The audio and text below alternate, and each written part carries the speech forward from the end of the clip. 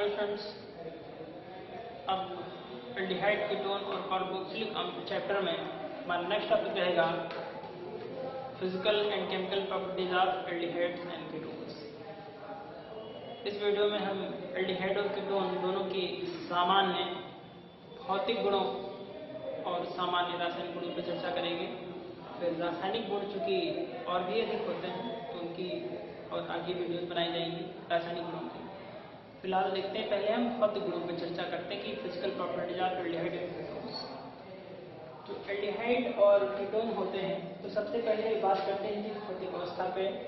तो एल्डिहाइड और कीटोन जो होते हैं ये सामान्य ताप यानी कमरे के ताप प्रकाश ताप पर ये द्रव या ठोस होते हैं। जो निम्न द्रव और ठोस होते हैं इनमें वे जो निम्नतर सदस्य हैं जैसे कि फॉर्मल्डिहाइड है या एसिटाल्डिहाइड, तो फॉर्मल्डिहाइड वो गैस अवस्था में होता है और जो एसिटाल्डिहाइड होता है वो वाष्पशील द्रव है। ठीक है, और इससे जो और माध्यमिक है इनमें अणुओं की संख्या ज्यादा होती है, यानी कार्बन की संख्या 10, 12, 18 तक होती है वो द्रव, और फिर उससे जो उच्च सदस्य होते हैं ठोस होते हैं। ठीक है, तो ये सामान्य अवस्था में मिला के द्रव या ठोस में मिलते हैं।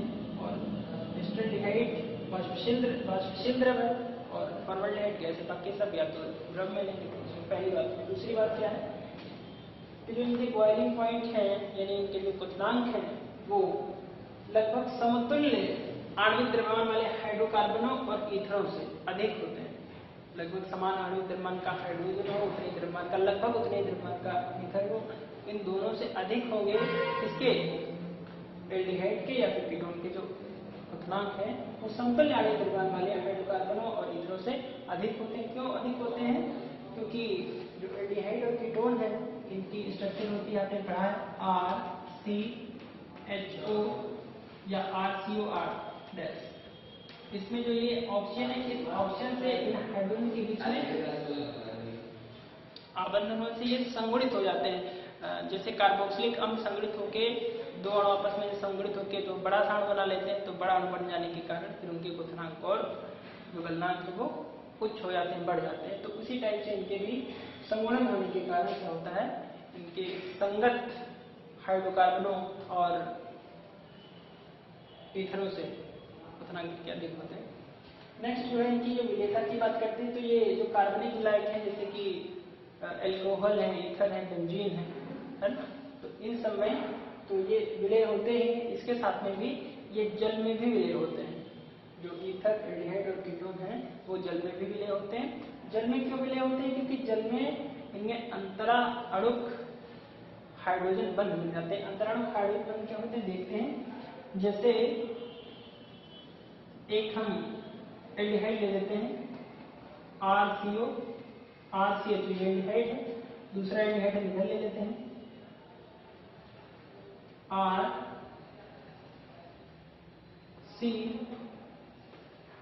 RCHO इधर ले लेते हैं, एक हम जल का अणु ले लेते हैं।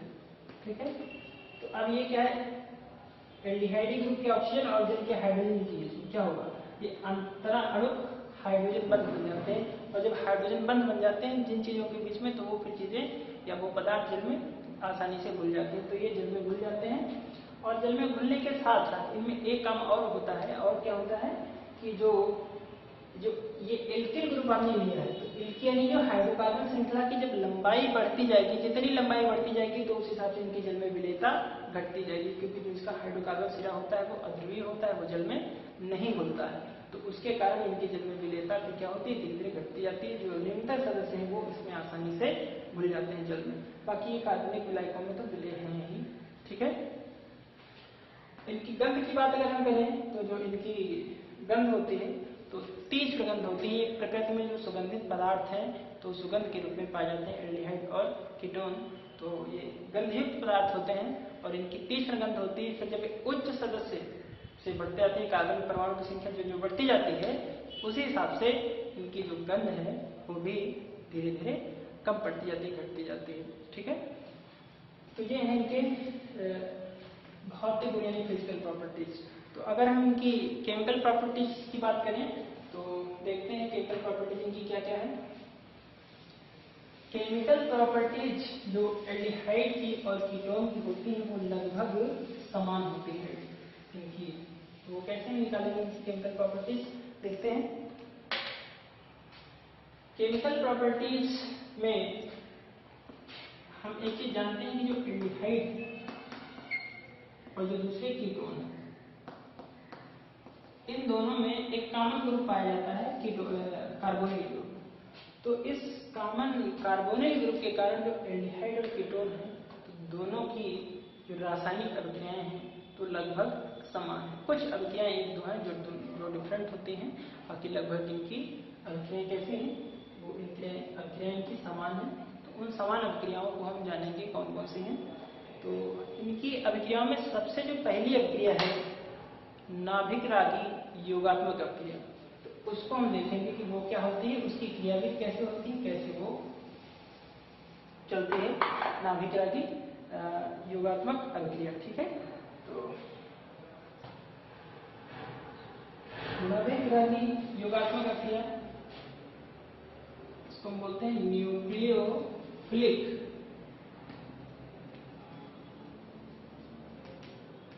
Addition reaction.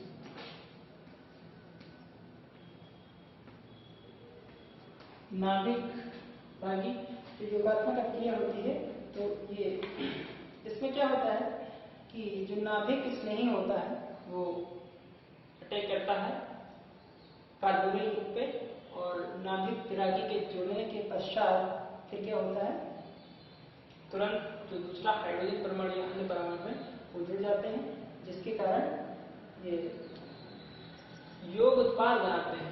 हमने अभी तक पढ़ा था जो नाभिक स्नेही के बारे में, वो प्रतिस्थापन नाभिक स्नेही प्रतिस्थापन पढ़ रखा है, लेकिन नाभिक स्नेही योग अभिक्रिया नहीं पढ़ी है। तो अब हम यहाँ पे जानेंगे, ठीक है, क्या होती है, देखते हैं जरा सा।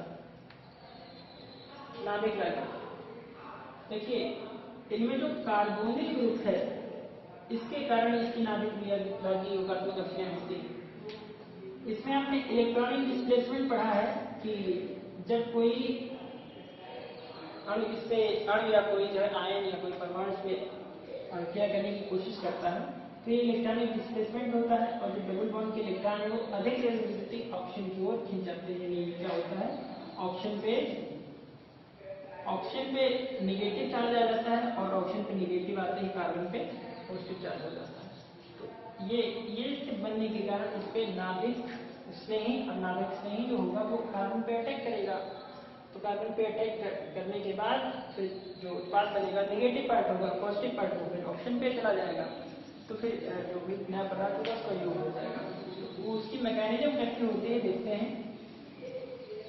एसेंटिव क्रियाविधि जो है के द्वारा ये अभिक्रिया संपन्न होती है, ये हम देखते हैं। नाभिक रागी है CO कार्बोनिल ग्रुप, ठीक है, इस पे रिएक्शन करने के लिए जो भी आएगा न्यूक्लियोफाइल पहले इसके रिएक्शन करने जाएगा, तो क्या होगा, यहाँ पे इस पे आंशिक धनावेश इस पे आंशिक ऋणावेश तो पहले से रहता है, लेकिन जब कोई इस पे अटैक करने की जब सोचेगा तो क्या होगा, ये इलेक्ट्रॉन तुरंत इधर डिस्प्लेस हो जाएंगे, फिर इस पर निगेटिव बनेगा, इस पे पॉजिटिव बनेगा। पॉजिटिव बनते ही ये क्या करेगा, पॉजिटिव यानी वो पॉजिटिव कार्बन पे अटैक करेगा, ये बन जाएगा C, ऊपर से निगेटिव हो गया, नीचे जुड़ गया नाभिक स्नेही, और इधर एक हाइड्रोजन एक एल्किल समूह या दो एल्किल समूह इधर हो जाएंगे। तो ये जो पहले रिएक्शन ये होती है स्लो, आपने पढ़ा जो फर्स्ट स्टेप है वो स्लो होता है। फिर अब ये जब मेरा कह लीजिए ऋणायन बन जाएगा, ऑक्सीजन पे निगेटिव चार्ज, तो फिर जो दूसरा धनावेशित भाग हमने मान लिया जैसे हाइड्रोजन ही है, अब ये हाइड्रोजन तुरंत इस पर अटैक करेगा, तो ये रिएक्शन बहुत ही फास्ट हो जाएगी, और ये बन जाएगा COH, और नीचे क्या हो जाए, नीचे जो नाभिक स्नेही NU लगा हुआ है वो रिएक्शन करेगा, और इस तरह से जो किसी एक अणु के दोनों भाग इसी डबल बॉन्ड पर जुड़ जाते हैं, इससे क्या होता है, फिर ये योग उत्पाद बनता है, योग उत्पाद बनता है, उसको हम योगोत्पाद या योगज कहते हैं। तो योगज बन जाता है, इस प्रकार से हमको नाभिक स्नेही योग अभिक्रिया प्राप्त होती है, ठीक है। ये जो दोनों रिएक्शंस हैं ये दोनों रिवर्सिबल होती हैं, ये उत्क्रमणीय दोनों तरफ हो सकते हैं। तो इस तरह की अभिक्रिया एल्डिहाइड भी दिखाते हैं और कीटोन भी दिखाते हैं। तो ये है, तो युग्मोत्पाद बन गया। तो अब ये एक बड़ा सा ग्रुप है नाभिक स्नेही यौगिक क्रियाओं का, इनकी जो है जो उदाहरण है, तो उदाहरण हम देखते हैं नेक्स्ट वीडियो में कि नाभिक स्नेही यौगिक क्रिया है, उनके उदाहरण क्या है, देखते हैं नेक्स्ट वीडियो में।